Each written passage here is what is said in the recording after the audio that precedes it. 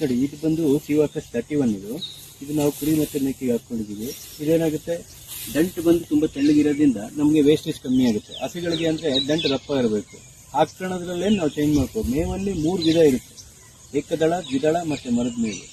COFS 31 ಆಗಲಿ, CSP 33 ಆಗಲಿ, COFS 29 ಆಗಲಿ ಏನಕ್ಕೆ ಅಂತಂದ್ರೆ ಇದು ಬಂದು 0 ಸುಂಪು ಮತ್ತೆ ಕೆಳಗಿಂದ ಮೇಲ್ವರೆಗೂ ಎಲೆಗಳು ಜಾಸ್ತಿ ಇರೋದ್ರಿಂದ ಅನಿಮಲ್ ಚೆನ್ನಾಗಿ ತಿನ್ನುತ್ತೆ.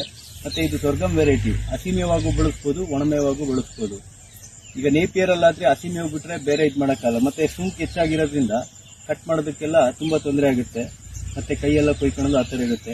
ಈ ಎಲೆನೂ ಅಷ್ಟೇ ತುಂಬಾ ಸಾಫ್ಟ್ ಆಗಿರೋದ್ರಿಂದ ಅನಿಮಲ್ ಇಷ್ಟ ಬಿಟ್ಟು ತಿನ್ನುತ್ತೆ. ಈ ಬೀಜ ಯಾರಿಗಾದ್ರೂ ಅವಶ್ಯಕತೆ ಇದ್ರೆ ನಿಮ್ಗೆ ನಮ್ಮ ವಿಡಿಯೋದಲ್ಲಿ ನಂಬರ್ ಇರುತ್ತೆ, ಆ ನಂಬರ್ ಕಾಲ್ ಮಾಡ್ಬಿಟ್ಟು ನೀವು ಸೀಟ್